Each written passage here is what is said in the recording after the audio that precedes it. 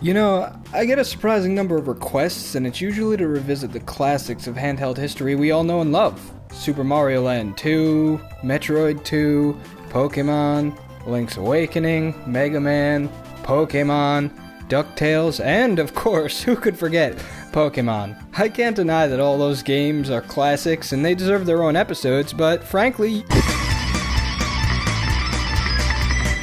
I love the classics, but there's lots of hidden gems on the Game Boy that you've probably never played. So here's my top favorite Game Boy games you've probably never played.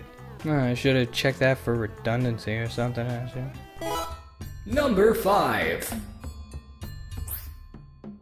Okay, I know I've covered this game before, so if you weren't already playing it, please, give it a try. In case you didn't see that episode or you just want a quick summary though, Tokitori came out for the Game Boy Color at a really horrible time. The Game Boy Advance was getting every Southern belle all hot and bothered. No one cared about their cruddy old Game Boy Colors anymore, what with the 8-bit graphics and the smaller screen and the grape coloring. It looks like a fruit. I don't play fruit. Add to it the fact that it was a completely new franchise from a new developer, Two Tribes. You can easily see why Tokitori didn't get as much love as it deserved. And let me tell you something, it deserved a lot of love. The game was crazily detailed for a Game Boy Color game, the music was well composed and energetic, and the gameplay was a wonderful mix of puzzle and platformer. Typically, you have limitations on certain moves and items every level, so the game requires a bit of patience and forethought, especially on those later levels. It's tough, it's complex, it has a freezing bazooka and a teleportation device. That alone should sell you, but if not, I don't know what to tell you.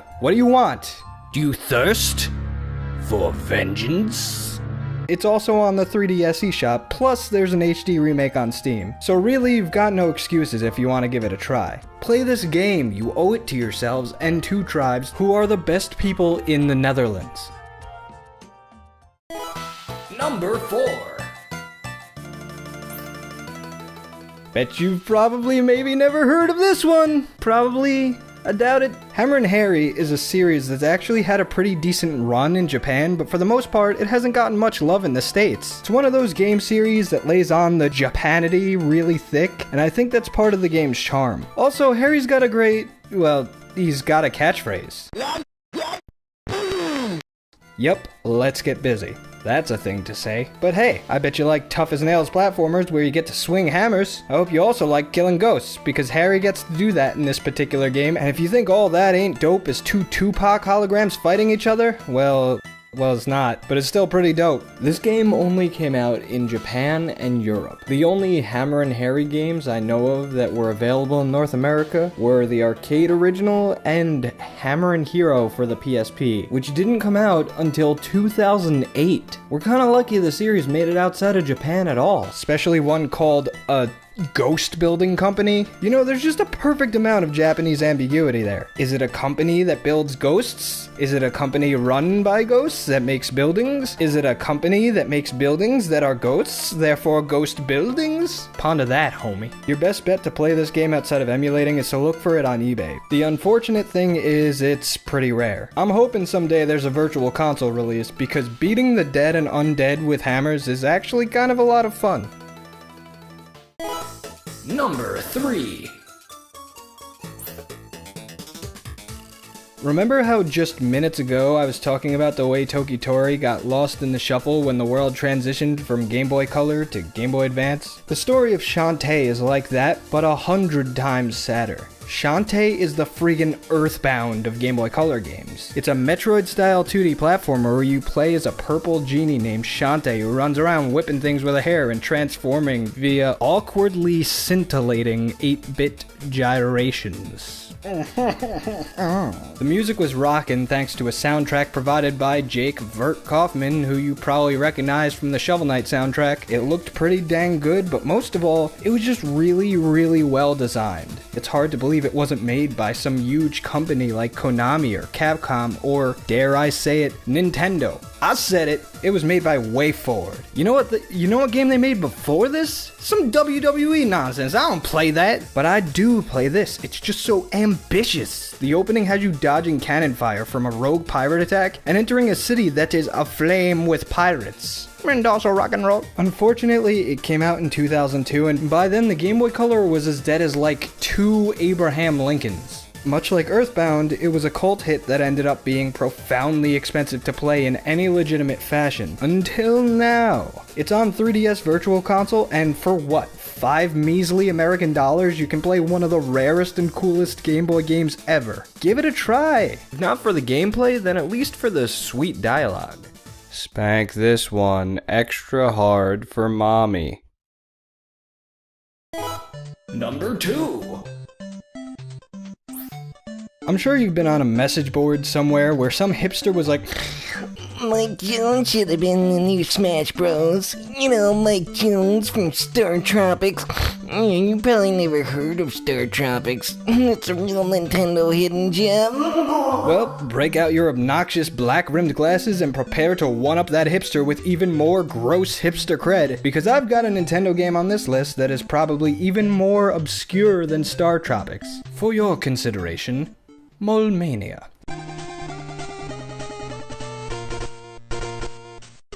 Molemania is the story of Muddy Mole, whose family is kidnapped by the evil farmer Jinbei. Of course, Muddy gives chase to defeat Jinbei, save his family, and leave a trail of destruction in his wake. It's just like Taken, except that Muddy is way cooler than Liam Neeson because he wears sunglasses. Sometimes that's all it takes. What this means for you is a fun adventure through these big maze worlds where you can go above and below ground, popping in and out of holes to throw boulders at the baddies and make your way to the exit. As is the usual with Nintendo games, the controls are perfectly fluid. You can take a peek at what's above ground before popping up, so you don't have to just bonk right into an enemy. Digging around is fast, and it's easy to learn without much guidance, although there are signs everywhere if you really need a hint. The game is pretty forgiving in a lot of ways, but like some of Nintendo's best, it's deceptive in how deep it is.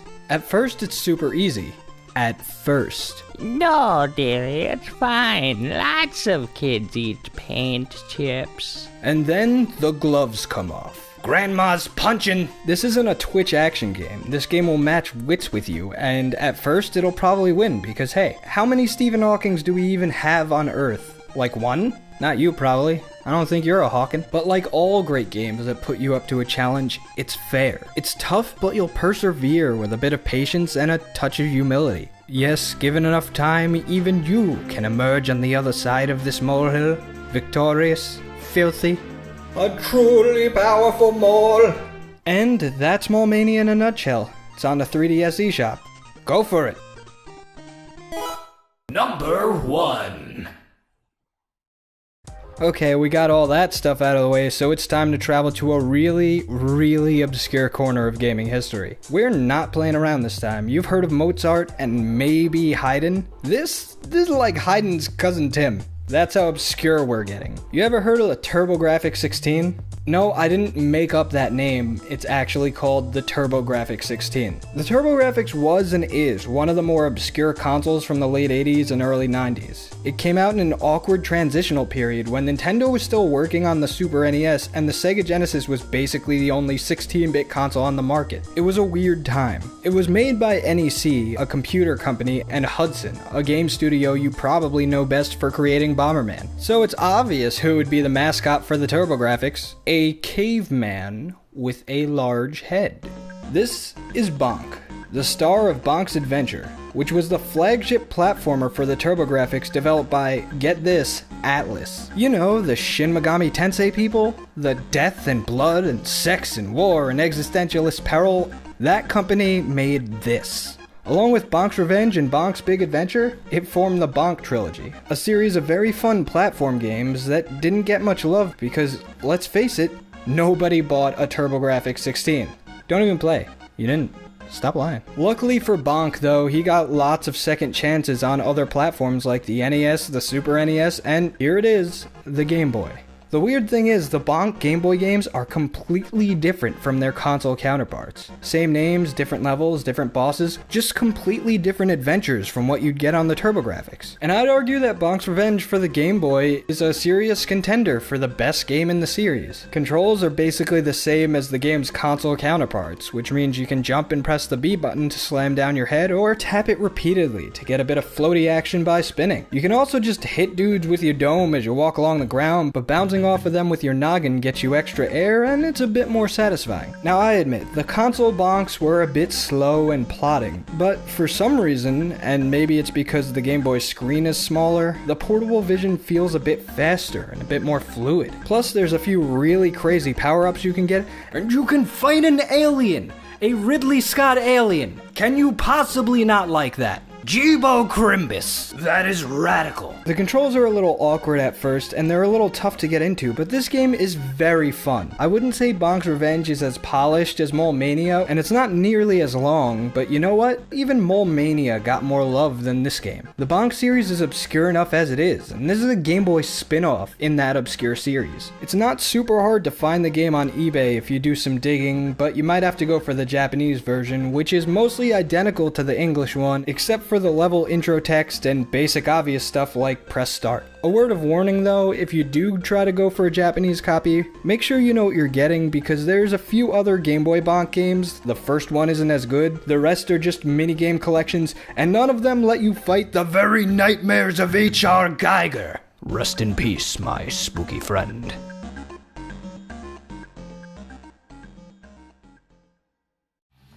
Thanks for watching this episode of Old School on the Go. If you liked this episode, don't be afraid to click the thumbs up thingy below so I know, and maybe subscribe if you want to know when more stuff's coming around. Also, if you've got ideas for what you'd like to see me cover next, guess you could always let me know in the comments, Speak up a little, give me the lowdown. Until next time, I'm Mike, and this is Old School on the Go. Keep gaming.